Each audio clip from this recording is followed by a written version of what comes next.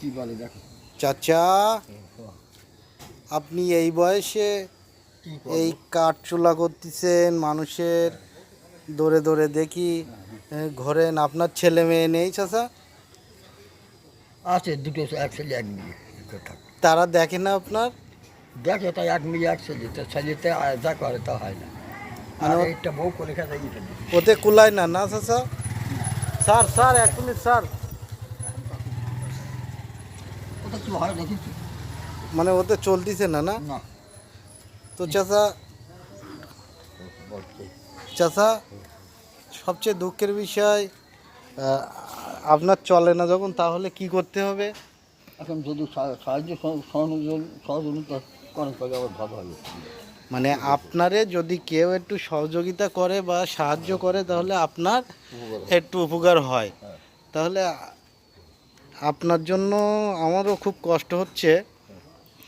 আপনি এই যে পরিশ্রম করতেছেন এই টানা রৌদ্রই, এখন বাজে সম্ভবত 11:30, তারপরও কোনো ছায়া নেই। আপনি ছায়াতে তো এই কাজটা করতে পারেন, কিন্তু কোনো ছায়া নেই। তো চাচা, এই কাজটা করার পরে আপনার কত টাকা দেবে?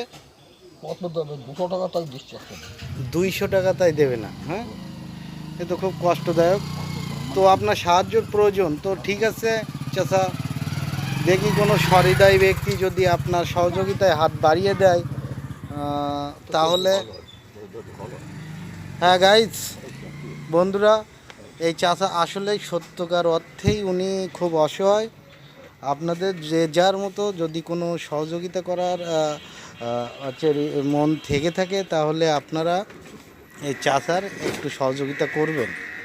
হ্যাঁ, যে আমার ফেসবুক আইডিতে যদি সহযোগিতা করেন তাহলে ওনার কাছে এইটা পৌঁছে যাবে ইনশাল্লাহ। আচ্ছা, বলো আমার কাছে দিলে আমি পৌঁছে দেবো।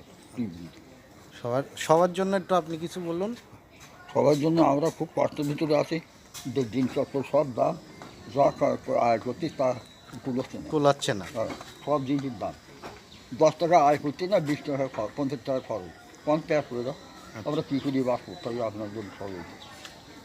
আচ্ছা, ধন্যবাদ চাচা। ঠিক আছে। তো বন্ধুরা শুনলেন তো? দেখো আমি কী বলে।